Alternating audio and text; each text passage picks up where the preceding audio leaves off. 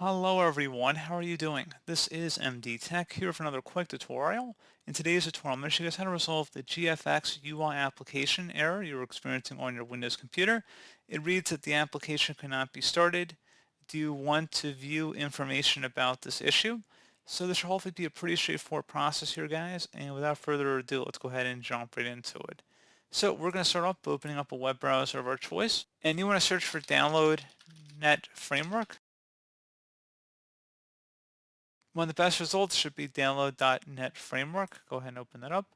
Select the most recently released one, which is 4.8 at the time of this recording. So I'm going to go ahead and open that up. And then on the right side, underneath runtime, select the .NET Framework 4.8 runtime. And go ahead and run the setup file once it's done downloading, and select yes if you receive a user account control prompt.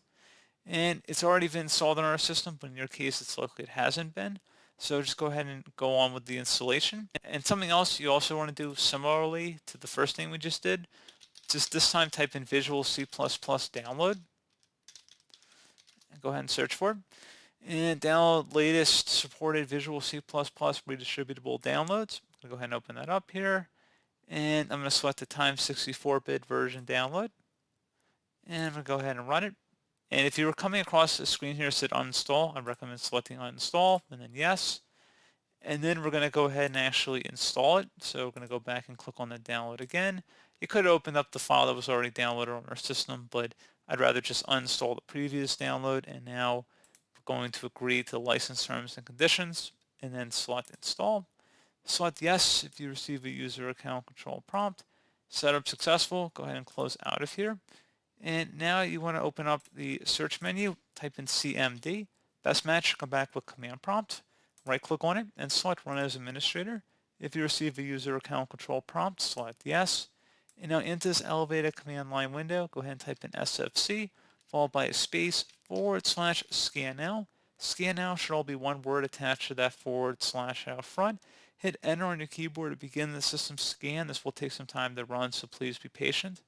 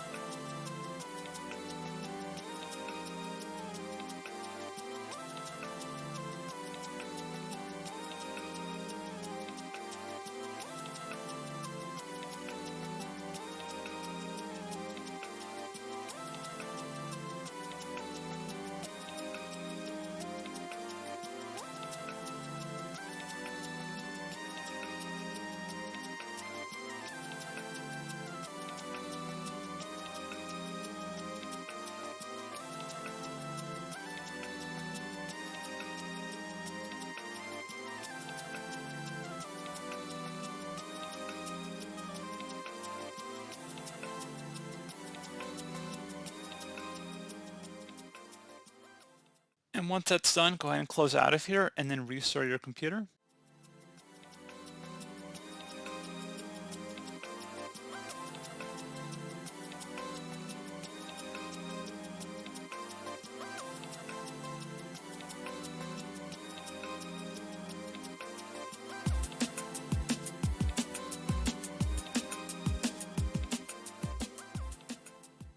And now if you attempt to run the problematic application, you should not be receiving that error message anymore.